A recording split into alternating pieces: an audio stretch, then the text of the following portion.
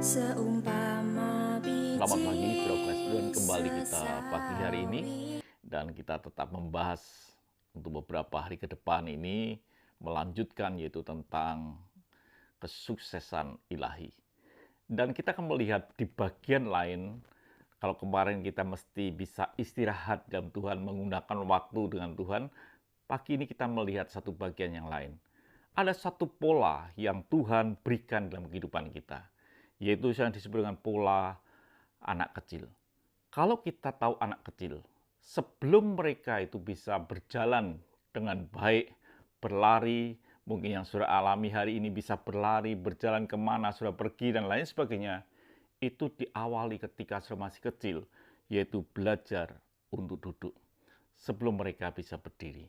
Jadi sudah Tuhan, pagi ini kita mau belajar bagaimana kita ini mulai bisa belajar duduk di dalam hadirat Tuhan. Itu yang harus terjadi di dalam kehidupan kita.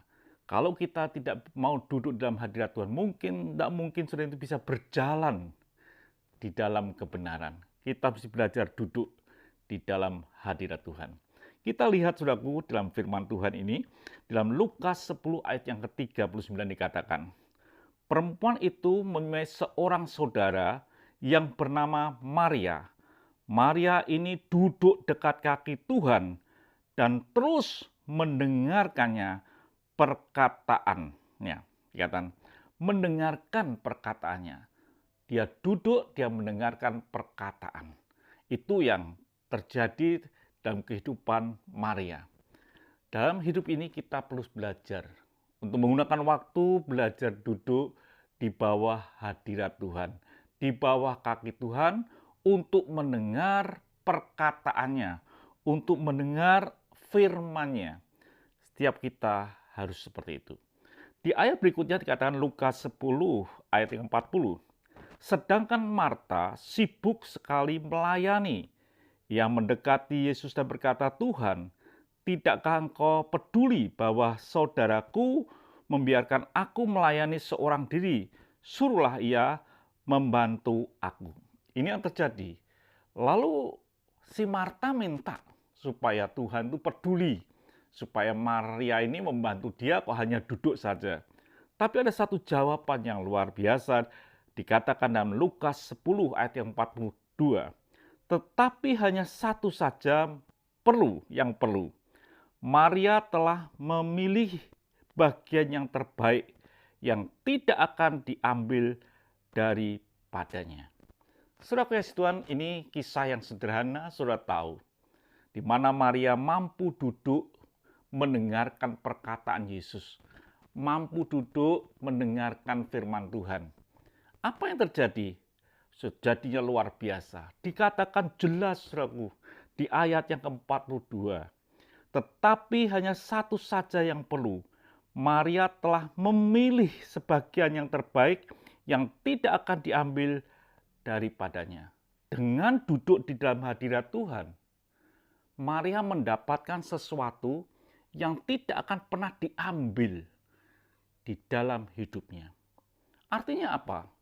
Ada sesuatu yang Maria miliki yang tidak akan terpengaruh dengan kondisi yang ada di luar. Situasi apa boleh terjadi di luar, tapi itu tidak akan mengambil sesuatu yang Tuhan berikan dalam batinnya daripada Maria, hasil daripada dia mendengarkan akan firman Tuhan. Banyak di antara kita ini, anak-anak Tuhan, kita ini kelihatannya begitu rohani, begitu dahsyat. Tetapi sudah kasih Tuhan, ketika ada masalah di depan kita, masalah dalam kehidupan ketika kita berjalan ini, kita ini kalah. Kita takut, kita cemas, kita khawatir, banyak hal. Ada wabah A, wabah B, wabah C, dan lain sebagainya. Ada ketakutan yang timbul dalam hidup kita. Artinya ada sesuatu yang hilang. Sebetulnya bukan sesuatu yang hilang, memang sudah tidak mempunyai apa-apa dalam hidup ini. Tetapi dikatakan jelas di dalam firman Tuhan, Maria mendapatkan sesuatu yang tidak akan pernah diambil dari hidupnya. Tidak ada sesuatu yang bisa mempengaruhi yang ada di dalam batinnya daripada Maria ketika dia mampu berjumpa dengan Yesus.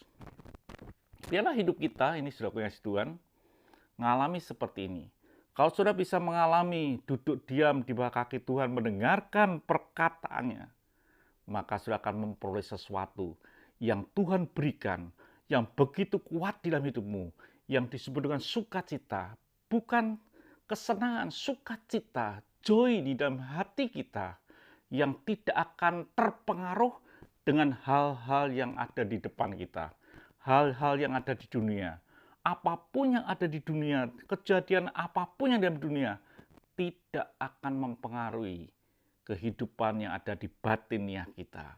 Dan itu yang terjadi dalam kehidupan Maria, karena dia mampu duduk di bawah kaki Tuhan.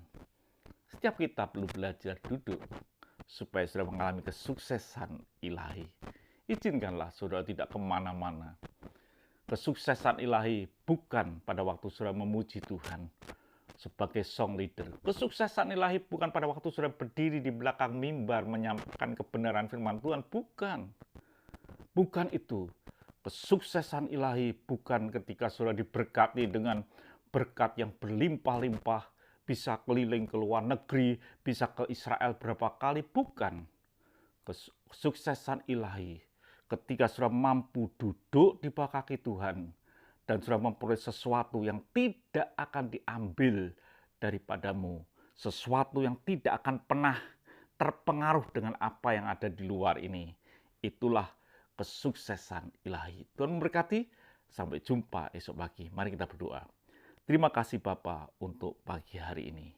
Biarlah hidup kami boleh belajar duduk di bawah kaki-Mu, supaya kami memperoleh sesuatu yang kuat di dalam batiniah kami, dan tidak akan pernah diambil dalam hidup kami, tidak akan pernah terpengaruh dengan kehidupan luar di dunia ini. Terima kasih Bapa. Dalam nama Tuhan Yesus Kristus kami sudah berdoa dan mengucap syukur. Haleluya. Amin. Tuhan memberkati.